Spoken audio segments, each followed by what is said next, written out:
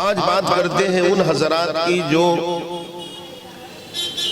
نبی اور رسول تو نہیں ہے،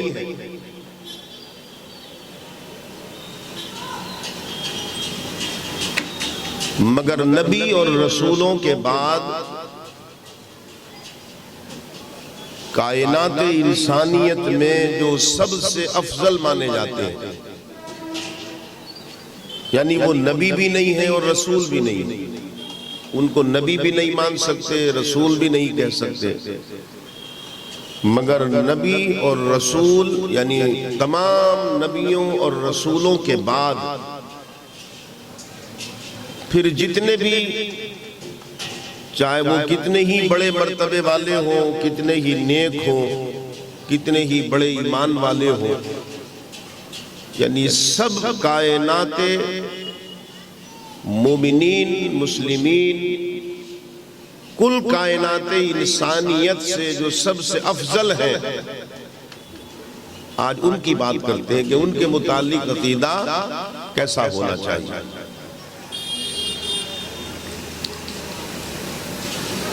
بات کیونکہ صحابہ کی چلی ہے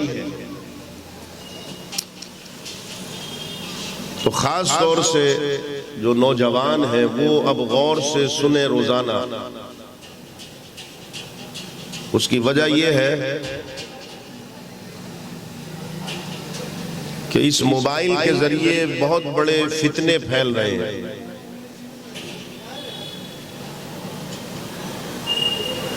اور ایسے ایسے فتنوں میں مبتلا ہیں کہ لا علمی کی وجہ سے وہ سمجھتے ہیں ہم بڑا دین کا کام کر رہے ہیں اور بڑے عاشق رسول ہیں ہم، مگر ان کو لا علمی کی وجہ سے وہ عاشق رسول نہیں بلکہ باغی رسول بن رہے ہیں اور غدار رسول بن رہے ہیں۔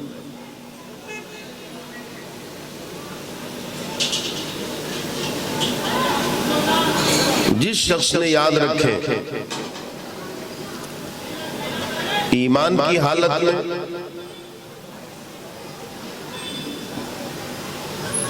حضور سے ملاقات کی، شرط یہ ہے کہ ایمان کی حالت میں، جس نے ایمان کی حالت میں ملاقات کی، حضور کی بارگاہ میں کلمہ پڑھا یا کلمہ پڑھ کر پھر ملا، بہرحال ایمان کی حالت میں حضور سے ملا اور پھر اسی ایمان کی حالت میں دنیا سے رخصت ہو گیا۔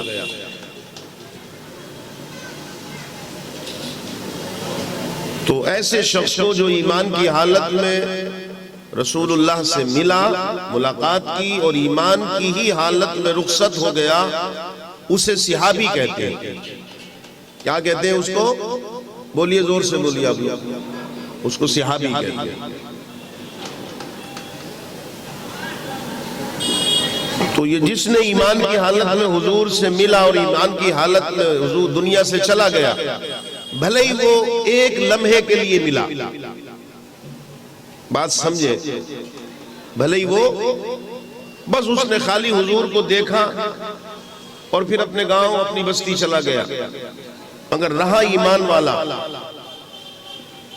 اسے نہ حضور کے پیچھے نماز پڑھنے کا موقع ملا، نہ حضور سے زیادہ باتیں کرنے ملی، نہ حضور کے پاس زیادہ بیٹھنے ملا، وہ بھلے ہی ایک منٹ حضور کے پاس رہا، ایمان کی حالت میں رہا، پھر چلا گیا، پھر زندگی میں کبھی اسے موقع نہیں ملا حضور سے ملنے کا، اور اسی ایمان کی حالت میں رخصت ہو گیا۔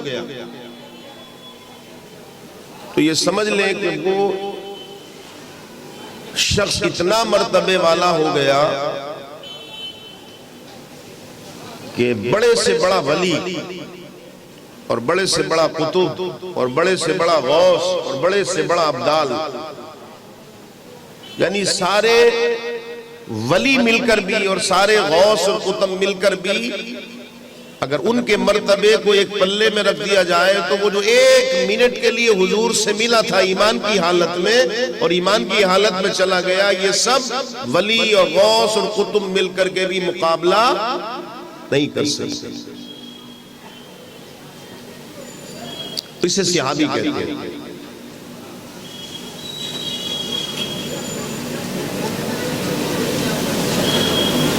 تو آقا علیہ السلام کے 1,25,000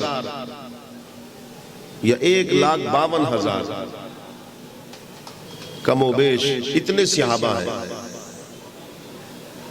ہر صحابی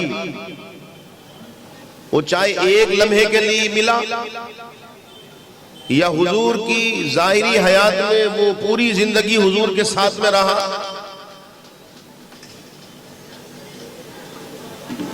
تو ایک لمحے کا ملاقات کردہ صحابی اور پوری زندگی ساتھ میں رہنے والا صحابی، یہ سارے کے سارے صحابہ واجب الاحترام ہیں۔ ان کی محبت، ان کا ادب، ان کی عظمت، ان کی تکریم کرنا ہمارے اوپر واجب ہے۔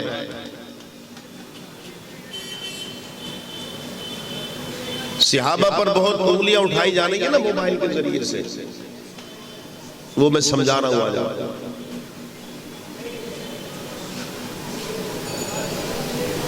جامع ترمذی میں حدیث پاک ہے، آقا علیہ السلام نے فرمایا لوگوں سنو۔ اب حضور سنا کس کو رہے؟ صحابہ تو موجود ہیں بھئی، حضور اگر سنا رہے ہیں تو کس کو سنا رہے ہیں؟ فرمایا سنو، میرے صحابہ کے معاملے میں ڈرتے رہنا،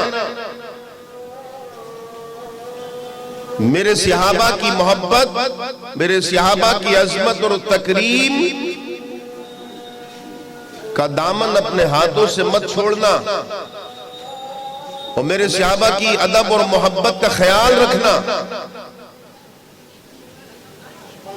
فرمایا میرے صحابہ راہ ہدایت ہے،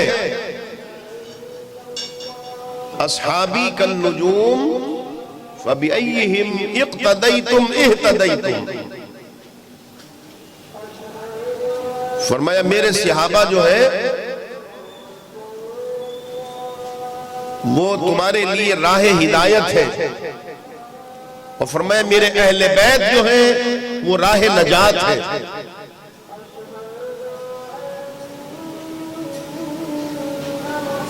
فرمایا جو میرے صحابہ کو گالیاں دے گا، اب حضور صحابہ سے کہہ رہے ہیں نا، یہ تو حضور صحابہ سے نہیں بلکہ ہم سے کہہ رہے ہیں۔ فرمایا جو بھی میرے صحابی کو گالی دے گا، فرمایا اللہ کی لعنت بھی ہے اس پر، فرشتوں کی لعنت بھی ہے، اور لعنت کرنے والوں کی لعنت بھی ہے۔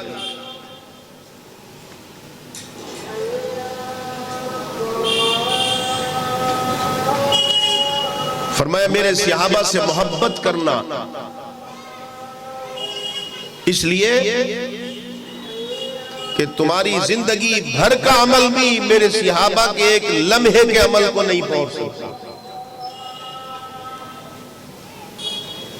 اور یہ فتنہ بہت چل رہا ہے اس وقت، نوجوان جانتے ہیں بہت فتنہ چل رہا ہے،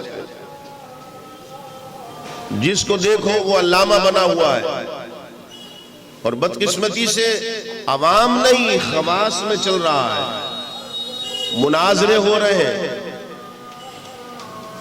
مناظرے کیے جا رہے ہیں بیٹھ۔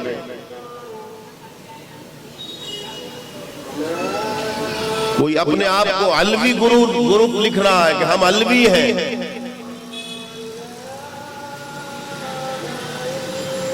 کوئی اپنے آپ کو علوی گروپ لکھتا ہے۔ یہ بات کئی روز چلے گی، تفصیل جیسے جیسے وقت آتا جائے گا۔ آج ایک جملہ بولتا ہوں، اسے یاد رکھنا، ایک جملہ جو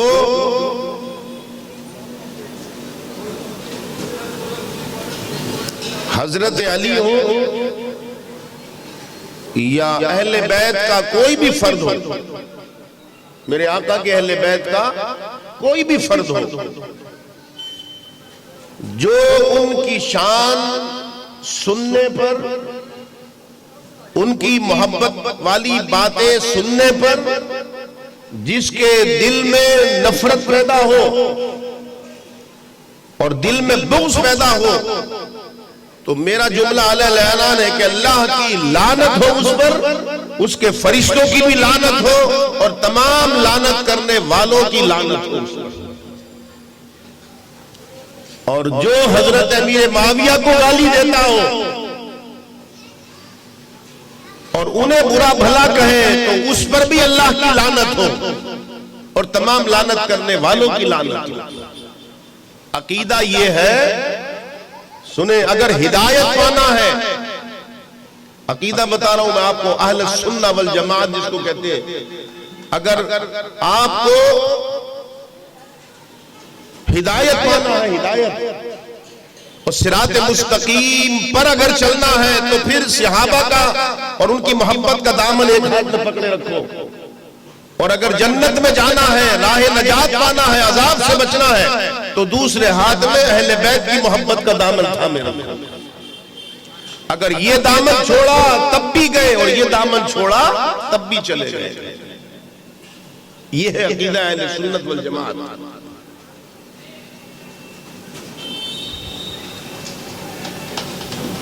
اگر زیادہ امیر معاویہ رضی اللہ تعالیٰ عنہ کی وکالت میں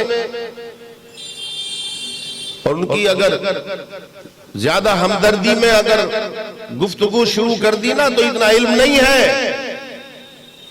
یہ بہت نازک تلوار ہے، تو پھر ہو سکتا ہے کہ تم خارجی بن جاؤ اور محبت اہل بیت اور حضرت علی کی محبت میں اگر زیادہ باتیں شروع کر دی کیونکہ علم ہے نہیں تو پھر ہو سکتا ہے تم رافضی بن جاؤ، نہ ادھر کے رہو نہ ادھر کے رہو، بس اس پر عمل کرو جو 1400 سال سے ائمہ نے، علماء نے، فقہاء نے، محدثین نے، مفسرین نے بتایا ہے اور جس پر عمل کرنے کی تعلیم دی ہے، اس پر عمل کرو۔ تو سمجھ گئے آپ صحابی کسے کہتے ہیں؟ چلیے اب آئیے، تو پھر صحابہ میں بھی درجہ بندی ہے، صحابی میں بھی درجہ بندی ہے۔ وہ 1550 1450 یا 1550 صحابہ وہ ہیں صلح حدیبیہ والے، اللہ نے خود ان کے لیے فرمایا کہ میں ان سے راضی ہو گیا سورہ فتح میں۔ پھر 313 وہ بدری صحابی ہیں، ان کا کیا مقام ہے؟ پھر ایسے چلے آئیے، اب 10 مبشرہ ہیں، پھر خلفائے راشدین ہیں۔ تو جس طریقے سے کائنات انسانیت کے تمام انسانوں سے صحابہ کی جماعت سب سے اعلیٰ ہے نبی اور رسولوں کے بعد، اسی طریقے سے یہ بھی عقیدہ رکھے کہ نبی اور رسولوں کے بعد، نبی اور رسولوں کے بعد صحابہ میں بھی سب سے افضل کوئی ہے تو وہ صدیق اکبر ہیں رضی اللہ تعالیٰ۔ آپ اہل علم اگر نہیں ہیں تو علم کی کھوج کیا کریں۔ صدیق اکبر رضی اللہ تعالیٰ عنہ کون ہے جانتے ہیں آپ؟ ہم نے سمجھنے کی کوشش کم کی ہے نا، ہم جلسوں کے عادی رہے، جلسوں میں بیٹھے اور نعرے لگائے اور پتہ نہیں کیا کہہ دیا مولانا نے، پتہ ہی نہیں چلا کیا کہہ کے چلے گئے، ہمیں پتہ ہی نہیں چلا۔ ہم اگر سمجھتے اور سنتے تو آج یہ حشر نہیں ہوتا ہمارا، جو حشر ہے یہ نہیں ہوتا۔ یاد رکھیں جو چیز قرآن میں آ جائے، آنکھیں کھولیں اور علم حاصل کریں تھوڑا، اور فتوے بازی سے بچیں اور اپنے آپ کو دیکھیں کہ ہمارے پاس کتنی معلومات ہے۔ جو چیز قرآن سے ثابت ہو جائے اسے نص قطعی کہتے ہیں، اور جو قرآن سے ثابت ہو جائے، جس چیز کا قرآن اعلان کر دے اور اس میں کسی تعویل اور تفسیر کی بھی گنجائش نہ ہو، تعویلات بھی نہ ہو، تو ایسی نص قطعی کا انکار کفر ہوتا ہے۔ وہ کچھ بھی کر لے مگر ایمان سے باہر ہو جاتا اگر اس کا انکار کر دے تو۔ 1,25,000 یا 52,000 صحابہ میں ایک ذات ہے، صرف ایک ذات، باقی ایک ذات کو چھوڑ کر جتنے صحابی بھی ہیں، یاد رکھیں جتنے صحابی بھی ہیں، وہ فاروق اعظم ہو، عثمان غنی ہو، مولا علی ہو، عبد الرحمن بن عوف ہو، طلحہ زبیر ہو، الغرض جتنے بھی صحابی 1,25,000 میں ایک کو چھوڑ کر ہر صحابی کو کسی کو حضور نے کہا کہ میرا صحابی ہے، اور ہم تک جو بھی جب بھی پہنچا ہے تو علماء نے اسماء الرجال کے ذریعے، کتب حدیث کے ذریعے اس بات کو پڑھا اور سمجھا کہ یہ حضور کا صحابی ہے، اور ہم تک پہنچا کہ یہ فلاں حضور کے صحابی ہیں۔ مگر 1.25 لاکھ میں ایک ذات ایسی ہے، ایک صحابی ایسا ہے کہ جس کی صحابیت پر بطور نص قطعی، نص صحیح الوہیت نے اپنی زبان سے مہر لگائی ہے، اور وہ ذات ہے صدیق اکبر رضی اللہ تعالیٰ عنہ۔ الحمد سے لے کر والناس تک قرآن میں کسی بھی صحابی کا اعلان رب نے نہیں کیا ہے کہ یہ صحابی ہے، سب کی صحابیت کا اعلان بارگاہ رسالت ہو، اور وہاں سے لے کر آج تک ہمیں کتب حدیث کے ذریعے، علماء کے ذریعے پتہ چلا، مگر ایک صحابی ایسا ہے جس کا اعلان صحابیت خود رب نے کیا، اور وہ ہے صدیق اکبر۔ نعرہ تکبیر، نعرہ رسالت، جشن شہدائے کربلا، عظمت صدیق اکبر، نعرہ تکبیر، نعرہ رسالت۔ سورہ توبہ پارہ نمبر 10 آیت نمبر 40 آپ پڑھیں۔ وہ تو حضور نے ہجرت کی تھی، اِلَّا تَنْصُرُوهُ فَقَدْ نَصَرَهُ اللَّهُ اِذْ أَخْرَجَهُ الَّذِينَ كَفَرُوا ثَانِيَ اثْنَيْنِ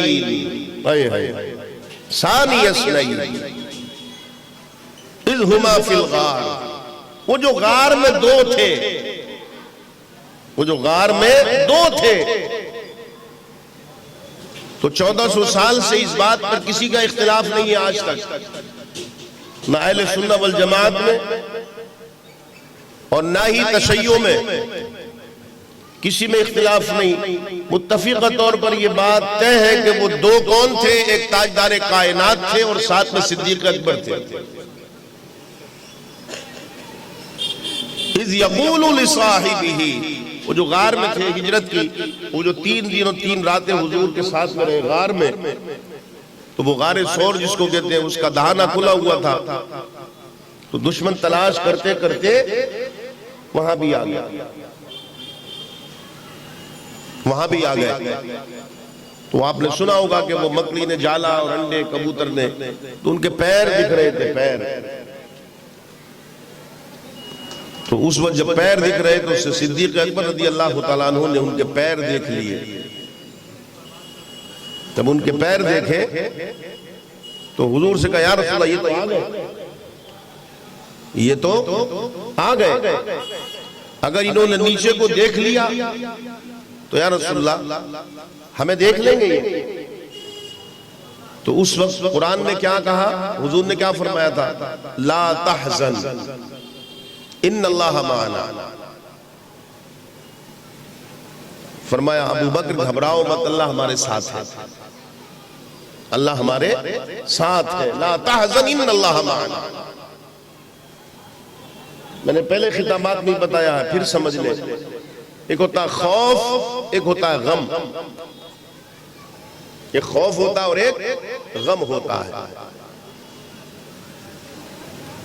خوف اپنا ہوتا ہے، اپنے کو کوئی تکلیف، کوئی پریشانی پہنچنے کا اندیشہ ہو تو اسے خوف کہتے ہیں، اور جس سے محبت کرتا ہے، محبوب کو اگر کوئی خوف کوئی تکلیف پہنچے تو اسے غم کہتے ہیں،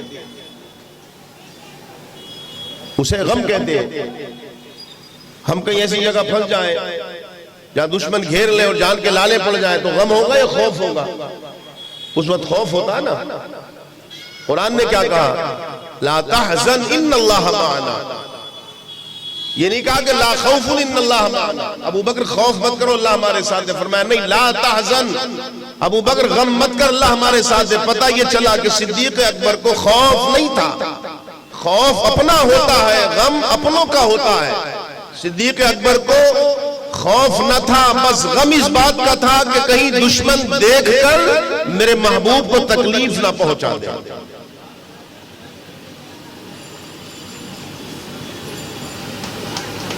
لیکن اس کا صلہ یہ ملا کہ وہ 3 دن اور 3 راتیں جو حضور کے ساتھ میں گزاری، اب اس کی بڑی تفسیر ہے۔ بعض نے کہا کہ وہ آقا وہاں چھپے جا کر، ہاں یہ ہے تفسیر میں، دشمنوں کی وجہ سے چھپ گئے کہ دشمن پکڑ نہ لے، بات صحیح ہے، لیکن اپنے اپنے ذوق ہے۔ میں یہ سوچتا ہوں کہ اگر دشمنوں کے خوف کی وجہ سے چھپتے جا کے حضور، تو پھر دشمنوں نے تو پورا گھر گھیر رکھا تھا رات کو مدینے میں، اور تلواریں نیام سے باہر تھی اور پورے گھر کا محاصرہ کر لیا تھا۔ تو جب میرے آقا وہاں سے جب نکلے تو کچھ کنکریاں اٹھا کر کے، ریت اٹھا کر کے، مٹی لے کر کے پھینک دی کچھ پڑ کے، وہ سب کے سب نابینا ہو گئے، دکھا ہی نہیں۔ جب وہاں میرے آقا انہیں نابینا کر کے نکل سکتے ہیں تو یہاں چھپنے کی ضرورت کیا تھی؟ یہاں چھپنے کی ضرورت کیا تھی؟ یہ الگ بات ہے۔ بہرحال وہ 3 دن اور 3 راتیں جو صدیق اکبر نے ساتھ میں گزاری، وہ ایسا رنگ چڑھا حضور کی قربت کا اور حضور کی معیت کا اور حضور کی محبت کا، ایسا رنگ چڑھا، ایسا رنگ چڑھا کہ صدیق اکبر مصطفیٰ کے رنگ میں رنگ گئے، مصطفیٰ کے رنگ میں رنگ گئے، اور ایسے رنگ گئے کہ جب مدینہ پہنچے تو حضور نے جب قیام کیا ہے تو لوگ کنفیوز ہو گئے کہ ان میں آقا کون ہے اور غلام کون ہے۔ ایسی پوشاک میرے یار نے پہنائی ہے، ذرے ذرے میں تیری شکل نظر آئی، دیکھ لے شکل میرا کس کا آئینہ ہوں۔ تو یہ محبت تھی کہ صدیق اکبر کو ایسا رنگ میں رنگ دیا، ایسا رنگ میں رنگ دیا کہ وہ رنگ پھر اترا ہی نہیں، وہ رنگ ہی نہیں اترا پھر، یہاں تک کہ پھر آپ سفر کے ساتھی رہے، ہجرت کے ساتھی رہے، دائیں بائیں آگے پیچھے ہر وقت آپ کا ساتھ، اور آخر میں مزار کے بھی ساتھی ہو گئے۔ اور کل قیامت میں میرے آقا نے پہلے ہی بشارت دے دی ہے کہ جب میں اپنی قبر انور سے نکلوں گا تو صدیق اکبر میرے ساتھ میں ہوگا اور ادھر ادھر ہوگا۔ یہ وہ صحابیت کا درجہ ہے اور وہ مرتبہ ہے کہ جس کو صحابی کہتے ہیں۔ صدیق اکبر رضی اللہ تعالیٰ عنہ فنا فی الرسول تھے، جس کو کہتے ہیں فنا فی الرسول ہو جانا۔ آپ کو اللہ نے وہ مقام عطا کیا۔ آپ فاروق اعظم کو لے لیں، فاروق اعظم کو دیا۔ صدیق اکبر کا یہ مرتبہ جیسے میں نے بتایا قرآن میں آپ کی صحابیت پر نص صحیح ہے، آپ کے علاوہ کسی صحابی کی نہیں۔ اگر کوئی شخص صدیق اکبر کی صحابیت کا اگر انکار کر دے تو اگلے لمحہ مومن نہیں رہے گا، وہ ایمان سے باہر ہو جائے گا۔ یہ شان صدیق اکبر کی۔ فاروق اعظم کی شان دیکھ لے، یہ وہی فاروق اعظم ہے کہ سارے صحابہ یاد رکھیں حضور کے مرید ہیں، 1.25 لاکھ صحابہ حضور کے مرید ہیں، ایک صحابی وہ ہے جو حضور کی مراد ہے اور وہ ہے فاروق اعظم رضی اللہ تعالیٰ عنہ۔ 39 مسلمان تھے، 39 مسلمانوں نے کلمہ پڑھا تھا، مرد جیسا کہ تاریخ میں آتا ہے، جن کو بڑے تشدد جھیلنا پڑ رہے تھے، تکلیفیں اٹھانا پڑ رہی تھی، چھپتے چھپاتے دار ارقم میں آن کر کے ملاقاتیں کرتے تھے، دین کی کچھ تعلیم حضور سے لے جاتے تھے، اپنے دین کا، اپنے مذہب کا اظہار کرنا، موت کو دعوت دینا تھا، بڑے ستائے جا رہے تھے۔ ایک دن آقا نے رات کو ایک دعا مانگ لی، کتب حدیث پڑھ لیں آپ، ہاتھوں کو اٹھا کر کہا میرے مالک اللہم اعز الاسلام، یعنی دعا یہ مانگی دو لوگوں کے لیے کہ اللہ تو ان دو میں سے کسی ایک کو ایمان کی دولت دے دے۔ دونوں کو بھی تو مانگ سکتے تھے، نہیں ایک کو۔ اور الفاظ کیا ہے دعا کہ اللہم اعز الاسلام من عمر بن الخطاب و ابا جہل بن ہشام، اے اللہ تو اسلام کو ان دونوں میں سے کسی ایک کو جس سے تو محبت کرتا ہے اس کے ذریعے سے اسلام کو عزت دے دے۔ اللہم اعز الاسلام۔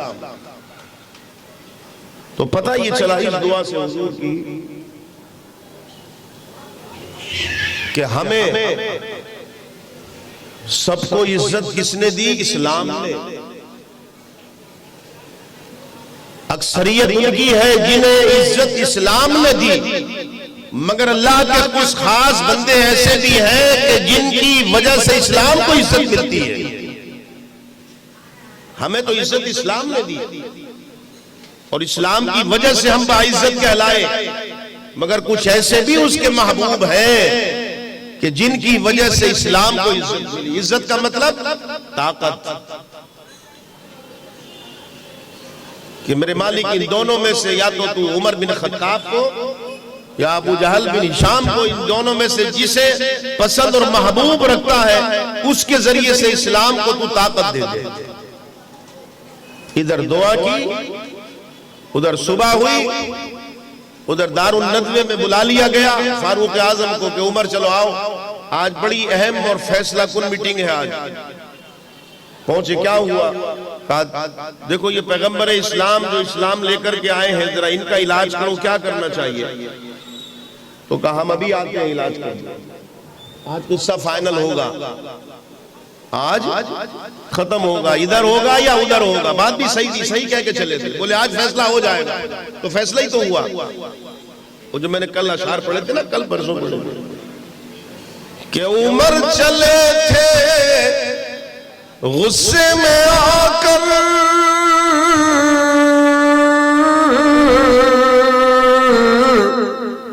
یعنی محمد کا قتل کرنے، مگر انہیں رسالت کی ایک نظر نے وہیں پہ کلمہ پڑھا کے چھوڑا، نبی کے خلق عظیم تر نے۔ تلوار لکھا خاتمہ کریں گے جا کے آگے، راستے میں پتہ چلا بہن ایمان لے آئی، فاطمہ بن خطاب، بہن کا نام بھی فاطمہ تھا۔ پھر پتہ چلا کہ بہنوئی بھی ایمان لے آئے۔ حضرت سعید بن زید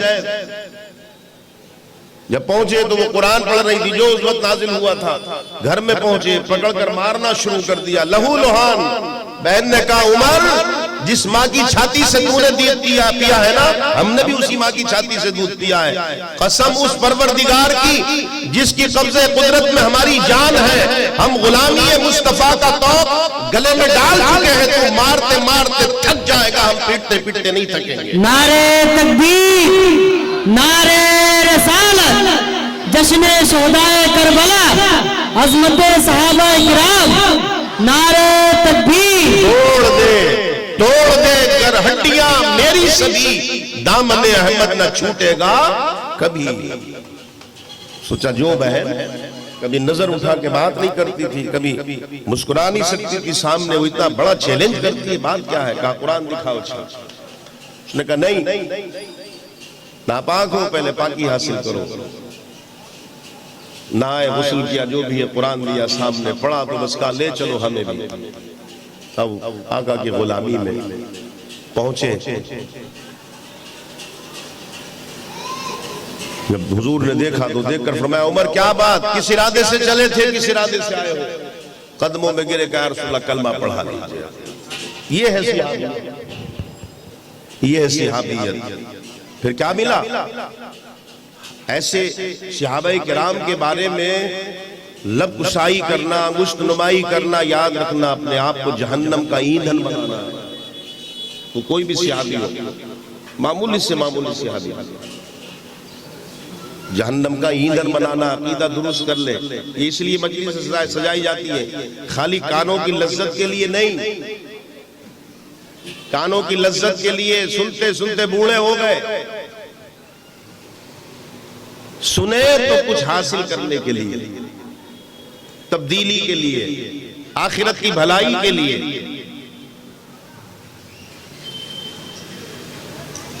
وہ لوگ جو صحابہ کرام پر بھونکتے ہیں، اگر ان کی حمایت میں اور ان کے ساتھ میں رہے تو پھر یاد رکھو سب کچھ لٹ جائے گا، سب کچھ۔ آقا نے فرمایا تھا، یہ بھی جامع ترمذی میں ہے، فرمایا میرے صحابہ سے کوئی بغض نہیں رکھے گا سوائے اس کے کہ جس کے دل میں ایمان ہو گئی نہیں۔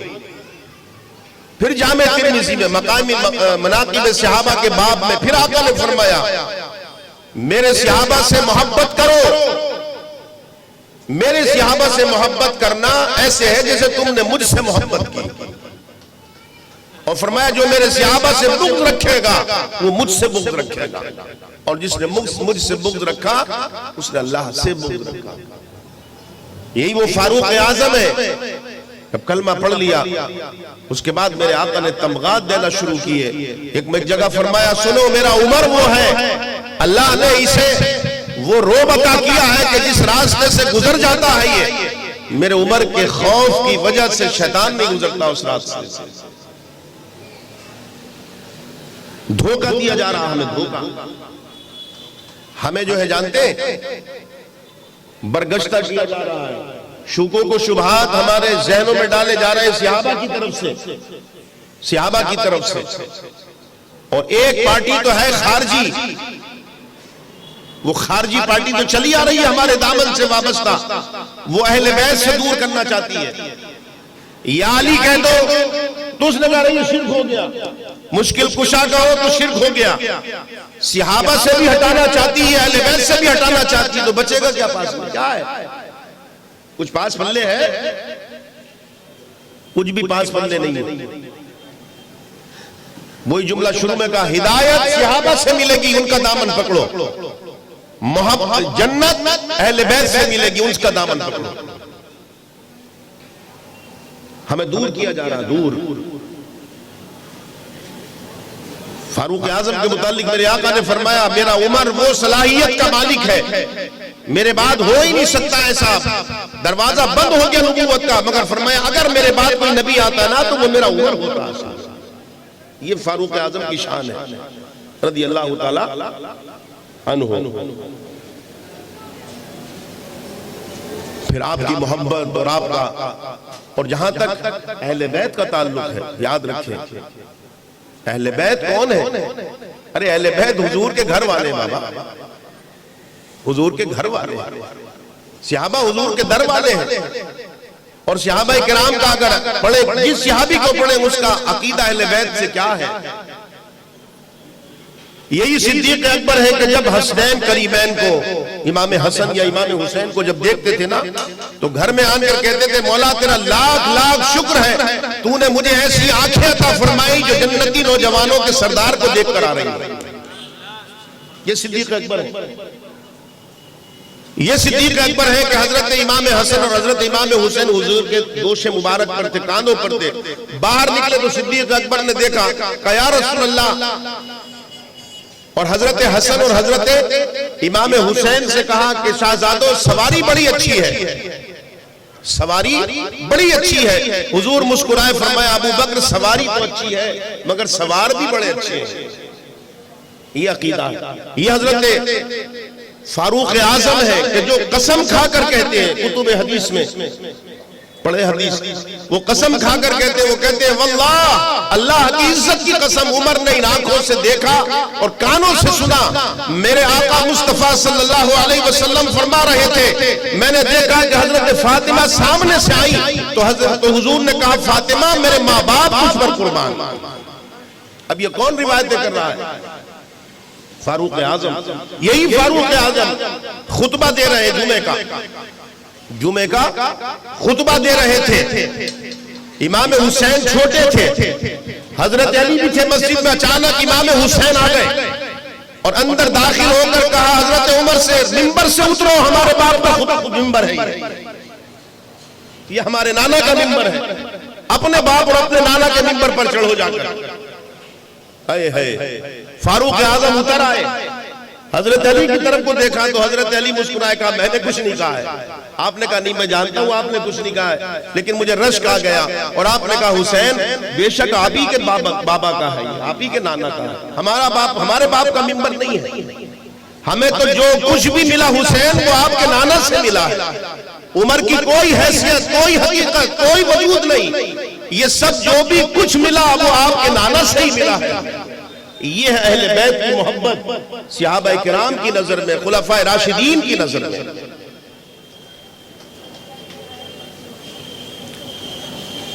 تو یہ تمہیدی بات تھی جو میں نے آپ کو سمجھا دی کہ صحابہ کرام کے بارے میں لب کشائی ذرا کریں تو بہت سوچ سمجھ کے کیا گیا، بہت سوچ سمجھ کے۔ خالی موبائل پر پڑھنے سے کوئی اگر عالم بن جاتا نا تو پھر ضرورت نہیں تھی اسے، ضرورت نہیں تھی، اور یہ تمہارے موبائلوں نے بیڑا غرق کر دیا دین کی تعلیم کا۔ سمجھ گئے؟ اگر تم سے کوئی یہ کہتے تھا جیسے ہوتا نا کہ مدرسے بند ہو رہے ہیں تو ہم چیخ رہے نہیں چیخ رہے، کیوں بند ہونے دیں گے؟ نہیں، تو کسی نے دیا ہوگا مشورہ، اس نے کہا نادانو مدرسے بھی بند مت کرو، پڑھائی ویسی ختم ہو جائے گی، خود ہی جاہل ہو جائیں گے، انہیں موبائل میں لگا دو نا، ضرورت کیا ہے مدرسے بند کرنے، خود ہی ختم ہو جائیں گے۔ یہ تو خود ہی اپنے عالموں کو جینے نہیں دیں گے جن کے پاس علم ہوگا، یہ تو موبائل میں تھوڑا سا پڑھیں گے اور فتویٰ لگائیں گے اپنے عالموں پر، اور ان کے سامنے سینہ تان کر کھڑے ہو جائیں گے کہ ہم ہیں تم سے بڑے عالم، تو ان کی 15-20 سال کی محنت سب ختم، موبائل 4 دن سے تمہارے ہاتھ میں آ گیا، تم عالم بن گئے۔ یہ ہے ہماری تباہی اور بربادی کی داستان، کہاں تک سنو گے؟ ہم تو سناتے داڑھی سفید ہو گئی، کہاں تک سنیں گے آپ؟ ہر سال نیا فتنہ، ہر مہینے بلکہ نیا فتنہ، بلکہ ہر روز نیا فتنہ تمہارے لیے، کیونکہ دور فتن بھی ہے، یہ دور فتن بھی ہے۔ چلیے وقتاً فوقتاً روزانہ دوں گا ایسی تھوڑی نصیحت کی باتیں، آئیے تھوڑا تاریخی مطالعہ سمجھا دوں تاکہ بس 1-2 دن، اس کے بعد پھر ہم اہل بیت اور شہدائے کربلا پر ہی بیان کریں گے۔ حضور صلی اللہ علیہ وسلم کا وصال ہو گیا 11 ہجری میں، اور حضور نے 23 برس کا جو دور گزرا حضور کا اعلان نبوت کے بعد، ان 23 برسوں میں جو جد و جہد، جو تکلیفیں اٹھائیں آپ نے، صحابہ نے، اور خاص طور سے آپ نے، وہ طائف میں پتھر ہو، میدان احد، میدان بدر ہو، دندان مبارک شہید ہو، یا پھر 3 سال کا مکے میں سوشل بائیکاٹ ہو، یا مدینے میں جا کر پھر جنگ بدر تھوپی گئی ہو، احد تھوپی گئی ہو، وغیرہ وغیرہ، لیکن 23 سال کی اس دور میں، 23 برسوں میں وہ جد و جہد کر کے میرے آقا نے ایک ایسا امن والا نظام اور ایسا سلامتی والا قانون انسانیت کو عطا کر دیا کہ جو قیامت تک کے لیے کسی اور قانون کی ضرورت نہ پڑے. اور آقا علیہ السلام نے پردہ فرما لیا 12 ربیع الاول 11 ہجری. اور خاص طور سے جزیرہ نما عرب امن والا علاقہ بن گیا، سلامتی والا علاقہ بن گیا، اور خوریزی قتل و غارت گری ختم کر دی گئی. حضور کے وصال کے بعد بہت سارے قبیلے مرتد بھی ہوئے، جنہوں نے روا روی میں قبیلے کے سرداروں نے کلمہ پڑھا تو انہوں نے دیکھا بھی نہیں، کلمہ پڑھ لیا تھا. اور حضور کے وصال کے بعد پھر بہت سارے لوگ ایسے بھی آئے جنہوں نے اپنے نبی ہونے کا دعویٰ کیا. سن لیں آپ تاریخی بات، یمن سے، بحرین سے، عمان سے نقلی نبی نکل آئے. مالک بن نبیرہ، طلحہ اسدی جیسے لوگ. انہی میں ایک عورت نے بھی دعویٰ کر دیا، اس کو ملکہ سجا کہتے تھے، اس نے بھی اپنے آپ کو نبی ہونے کا دعویٰ کر دیا. چاروں طرف سے جس کو کہتے ہیں ہلہ بول یلغار تھی، اور ہر شخص یہ سمجھتا تھا، اور خاص کر کے یہود و نصارہ دیکھ رہے تھے اور شادیانے بجا رہے تھے کہ اب تاریخ انسانیت میں ایک نیا باب، ایک چھوٹی سی کتاب اور لکھی جائے گی جس کا نام ہوگا تاریخ اسلام، اور اس کی عمر لکھی جائے گی 23 برس. اور یہ بھی لکھا جائے گا کہ بانی اسلام مکہ سے چل کر مدینہ آئے اور 23 برسوں میں جو تعلیم دی تھی اس کا ایک چھوٹا سا مسودہ بنا کر یہ کتاب لکھ دی گئی ہے کہ ایک اسلام بھی آیا تھا. مگر اللہ نے قرآن میں 3 جگہ اعلان کر دیا تھا، یریدون ان یطفئوا نور اللہ بافواہہم ویأبی اللہ الا ان یتم نورہ ولو کرہ الکافرون. میرے محبوب، یہ ابو جہل جو کہتا ہے کہ منہ کی پھونکوں سے چراغ رسالت کو بجھا دیں گے، یہ غلط فہمی کا شکار ہے. اللہ وعدہ کرتا ہے اس دین کو غالب کر کے رہے گا. هو الذی ارسل رسولہ بالہدی ودین الحق.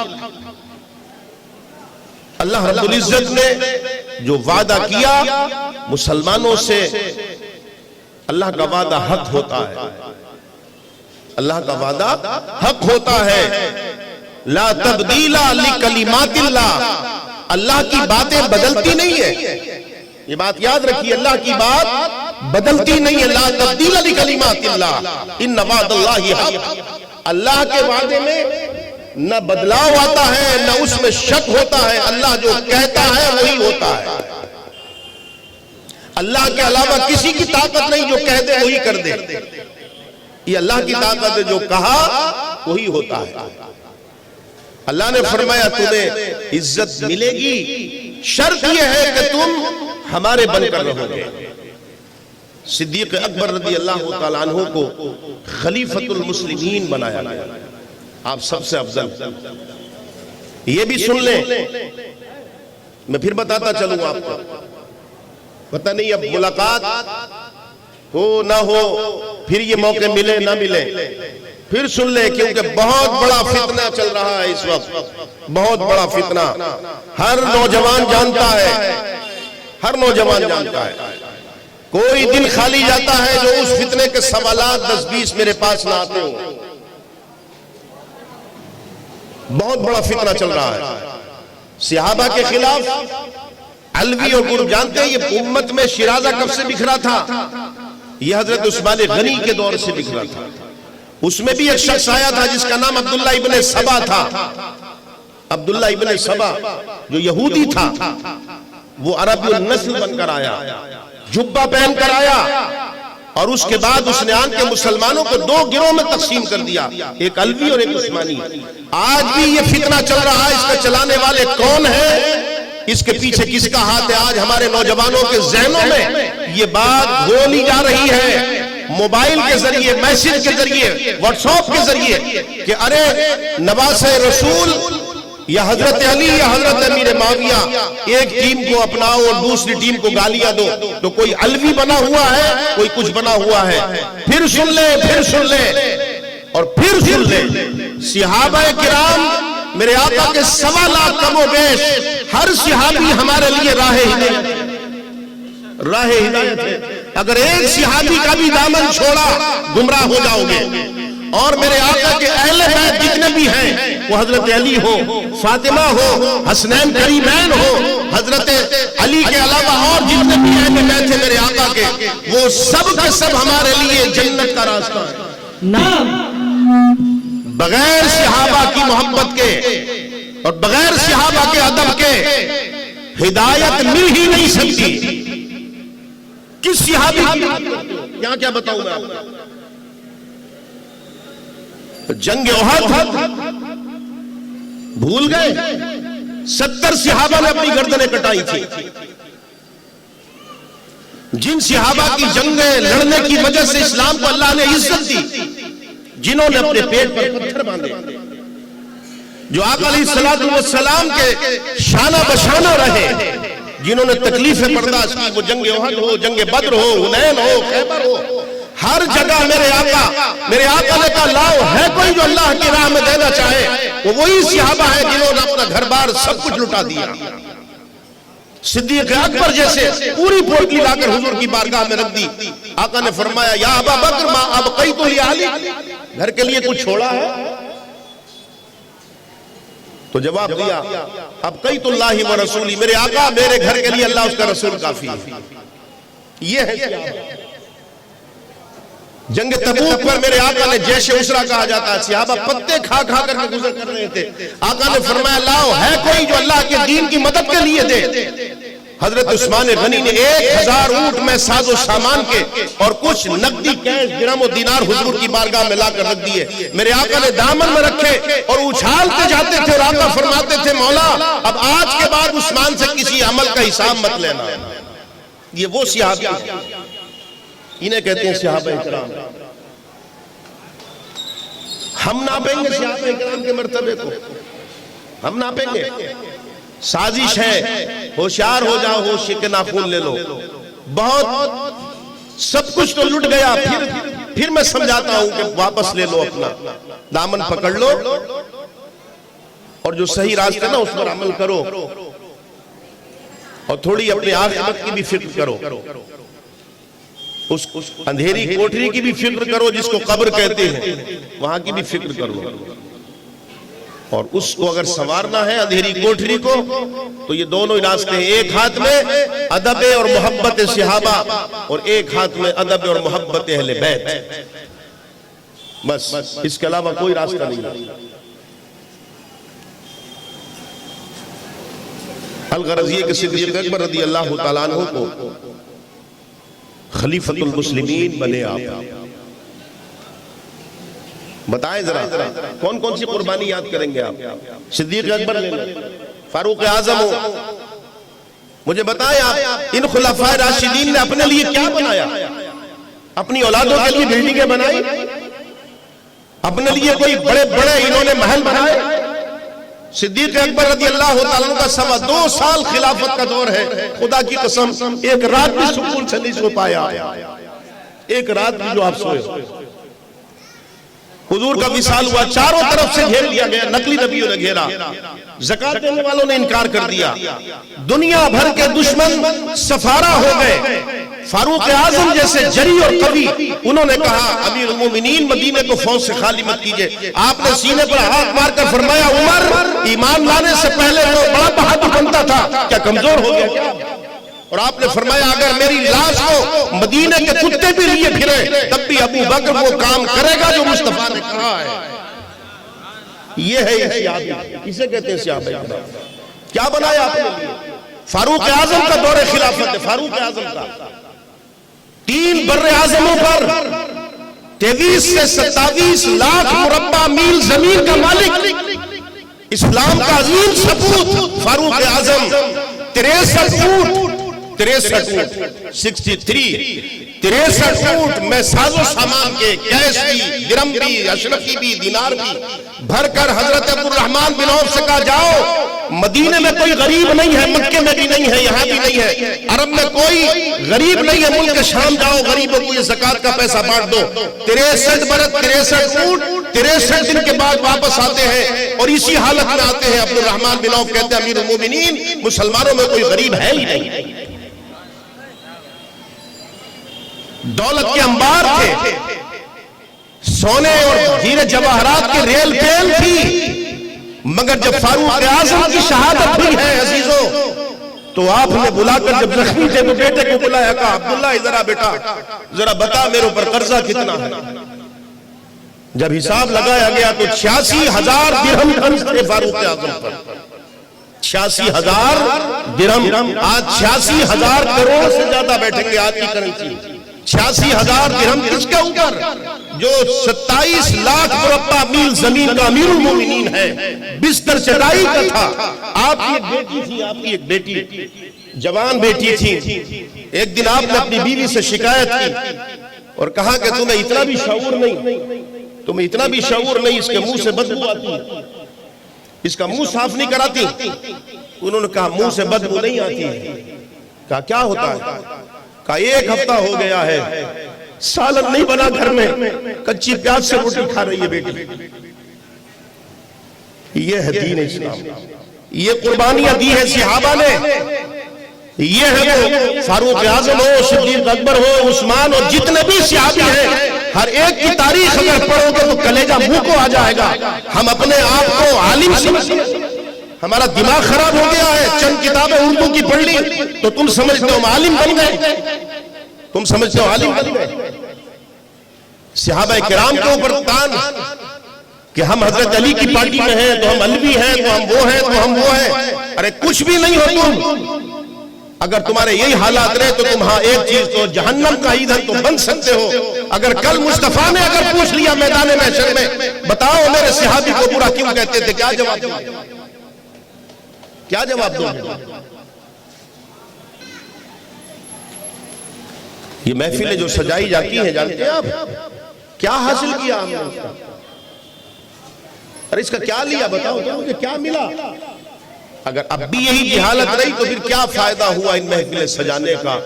کیا فائدہ ہوا یہ لاؤڈ سپیکر لگانے کا، یہ پردے لگانے کا، یہ لاکھوں روپیہ خرچ کرنے کا؟ کوئی فائدہ نہیں، کوئی فائدہ نہیں۔ پھر پوچھا جائے گا، یاد رکھنا قیامت کے دن تم سے بھی پوچھا جائے گا، ہم سے بھی پوچھا جائے گا، سب سے پوچھا جائے گا کہ جن لوگوں نے یہ خرچ کیا تھا تو پھر تم نے بدلہ کیا دیا، اور جنہوں نے خرچ کیا تھا ان سے بھی پوچھا جائے گا کہ تم نے جو خرچ کیا تھا تو کس مقصد سے خرچ کیا تھا۔ سب سے پوچھا جائے گا۔ اللہ ڈرتا نہیں ہے کسی سے، نہ کسی کا رشتہ دار ہے وہ، اور اس کے جو فرشتے ہیں وہ بھی رعایت نہیں کرتے۔ تو صدیق اکبر رضی اللہ تعالیٰ خلیفہ بن گئے، اور اللہ نے پھر ظاہر بات ہے اللہ ان کے ساتھ ہوتا ہے جو اللہ کے لیے کرتے۔ آپ آزما کر دیکھ لو، آپ کی نیت اگر اچھی ہے اور آپ صرف اللہ اس کے رسول کی رضا کے لیے کوئی کام کرنا چاہتے ہیں تو دنیا سر پٹک پٹک کر مر جائے گی، آپ کا بال بیگا نہیں کر سکتی، اللہ آپ کو عزت ہی دے گا۔ صدیق اکبر رضی اللہ تعالیٰ عنہ کا جو دور تھا بہت نازک دور تھا، وہ چاروں طرف سے الغار نقلی نبیوں نے دعوے کر دیے، کچھ لوگ مرتد ہو گئے، یہاں تک کہ پھر یہود و نصارہ اور یہ رومی امپائر جو تھا وہ تلاش میں تھا کہ موقع ملے، وہ اس نے محاذرائی شروع کر دی۔ غرض یہ ہے کہ 2.25 برس خلافت رہی، 2 سال میں صدیق اکبر رضی اللہ تعالیٰ عنہ کی خلافت کے دور میں اللہ نے یہ سارے فتنے ختم کر دیے، سب ختم کر دیے۔ اور پھر صدیق اکبر رضی اللہ تعالیٰ عنہ 2.25 برس جب جمادی الاخری، جمادی الثانی جس کو کہتے ہیں، اس کا مہینہ جب آیا تو 22 تاریخ کو اس کی آپ کا وصال ہو گیا، اور حضور کے روز اطہر کے برابر سے آپ کی قبر مبارک بنی، اور حضور کے پہلو میں آرام فرما رہے ہیں۔ آج یار کو یار سے ملا دیا۔ اذ ہما فی الغار اذ ہما فی الغار اذ یقول لصاحبہ، وہ جو غار میں 2 تھے، تو ان دونوں میں سے دوسرا بولا لا تحزن ان اللہ معنا، کس سے؟ لصاحبہ، اپنے صحابی سے۔ وہ صحابی کون تھا؟ وہ صدیق اکبر تھے۔ تو جیسے شروع میں نے کہا کہ الحمد سے لے کر ناس تک پورے قرآن میں کسی کی صحابیت کا اعلان بطور نص سے صحیح اللہ نے نہیں کیا سوائے صدیق اکبر کے، اور خود اپنے اللہ رب العزت نے اپنی الوہیت کی زبان سے، اس نے زبان الوہیت سے صدیق اکبر رضی اللہ عنہ کی صحابیت کا اعلان کر دیا اور اس پر مہر لگا دیا اور فرما دیا کہ سنو، اگر صدیق اکبر کی صحابیت کا کوئی انکار اگر کرتا ہے تو وہ صحابیت کا انکار نہیں کرے گا، وہ اپنے مومن ہونے کا انکار کر دے گا۔ گیا وہ کام سے۔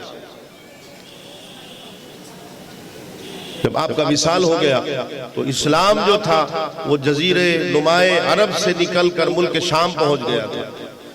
یاد رکھیں، وہ ملک شام پہنچ گیا تھا اور دمشق کے علاقے میں جا چکا تھا، اور آپ کے وصال کے بعد پھر مسلمانوں نے دوسرے خلیفہ کی شکل میں فاروق اعظم رضی اللہ تعالیٰ عنہ کو خلیفۃ المسلمین بنا لیا۔ آپ مسلمانوں کے خلیفہ بن گئے، حضرت عمر رضی اللہ تعالیٰ عنہ۔ اور آپ کے دور میں پھر اسلام اور تیزی سے بڑھا، اور تیزی سے بڑھا، اور یہاں تک بڑھا کہ رومی امپائر ہو یا سلطنت کسریٰ ہو، یہ دو ہی سپر پاور طاقتیں تھیں، ان کا بھی قلع قمع ہو گیا اور اسلام آدھی دنیا سے زیادہ مملکت اسلامیہ ہو گئی۔ فاروق اعظم رضی اللہ تعالیٰ عنہ کو اللہ نے جو صلاحیت عطا فرمائی تھی، اور آپ کا جو دور خلافت ہے فاروق اعظم رضی اللہ تعالیٰ عنہ کا، وہ ایک بے مثالی دور خلافت ہے، اور آج بھی پوری دنیا خلافت فاروقی سے ہی تمام قوانین اخذ کر کے اور اپنے پارلیمنٹ ہاؤس کہہ لیں یا صدر ہال کہہ لیں اس میں نافذ کرتی ہے آج بھی پوری دنیا۔ یہ آپ کو اللہ نے تمغہ عطا کیا تھا فاروق اعظم رضی اللہ تعالیٰ عنہ کا، مگر خود کا حال کیا تھا میں نے بتایا نہیں آپ کو۔ ہم قربانیاں یاد کر لیں بابا کم سے کم کہ ہمارے لیے قربانیاں دی کیا ہے، خود کے لیے کیا کیا؟ خود کے لیے تو کچھ بھی نہیں کیا۔ فاروق اعظم کی جب شہادت حملہ ہوا ہے، زخمی ہوئے، تو بہت سارے صحابہ نے کہا اپنے بیٹے کو بنا دیں آپ خلیفۃ المسلمین، تو آپ نے کہا نہیں بیٹے کو نہیں بناؤں گا۔ آپ نے 6 افراد کی کمیٹی کا انتخاب کیا، ارجنٹ میٹنگ بلائی اور ان 6 لوگوں میں کہا جس کو مسلمان بہتر سمجھے اس کو خلیفہ بنا لے۔ ان میں حضرت علی، حضرت عثمان غنی، حضرت عبد الرحمن بن عوف اور حضرت سعد بن وقاص، حضرت طلحہ، حضرت زبیر رضی اللہ تعالیٰ عنہم اجمعین۔ یہ حضرات تھے، اپنے لیے تو نہ خلافت لی، اپنے لیے نہ کوئی محل بنائے، نہ کوئی پیسہ اکٹھا کیا، کچھ بھی نہیں کیا۔ وہی پھٹی ہوئی چٹائی پر، ٹوٹی ہوئی چٹائی پر اور ایک پتھر کا تکیہ بنا کر فاروق اعظم سوتے تھے۔ یہودی ڈیلیگیشن آیا ملنے کے لیے، یہودی وزراء کا، وزیروں کا، ان کا کہ ہمیں ان سے ملنا ہے، امیر المومنین سے۔ کہا جاؤ ادھر کہیں ہوں گے، مسجد میں لیٹے ہوں گے یا کہیں ادھر باغ میں پڑے ہوں گے۔ کہا امیر المومنین وہاں لیٹے ہوں گے، کہاں دیکھو۔ جب دیکھا جا کر کے ایک چٹان پر پتھر کی لیٹے ہوئے تھے اور تکیے کے بجائے پتھر رکھا تھا سر سے اور ایک پھٹی ہوئی چادر اوڑے ہوئے تھے۔ اس ڈیلیگیشن کا جو سربراہ تھا، جو بڑا منسٹر کے لئے، منتری کے لئے، اس نے جب آواز دی اور آپ نے جب اٹھ کر بیٹھے تو وہ جو ایمانی جلال تھا چہرے پر اور ایمانی جو نور تھا چہرے پر، جب دیکھا ہے تو وہ برجستہ کہہ چکا۔ اس نے کہا ہاں اے مسلمانوں کے امیر، آج اس بات پر یقین ہو گیا جو اللہ کے بندوں پر ظلم نہیں کرتے وہ آرام سے سوتے ہیں، اور جو اللہ کے بندوں پر ظلم کرتے نا آج کی بھاشا میں وہ زید سیکورٹی لیے پھرتے ہیں، ان کے پاس ہزاروں کی تعداد میں پولیس پہلے سے لگ جاتی ہے بندوق کے ریفل لے کر کے تاکہ کوئی مار نہ ڈالے، مگر جو اللہ کے بندوں پر ظلم نہیں، محبت کرتے ہیں، انصاف کرتے ہیں، وہ آرام سے رات کو سوتے ہیں، چین سے سوتے ہیں۔ وہ دن میں بھی سو جاتے ہیں اگر نیند آتی ہے، رات میں بھی سوتے ہیں۔ اللہ رب العزت ہم سب کو سننے سے زیادہ عمل کی توفیق دے۔ آمین۔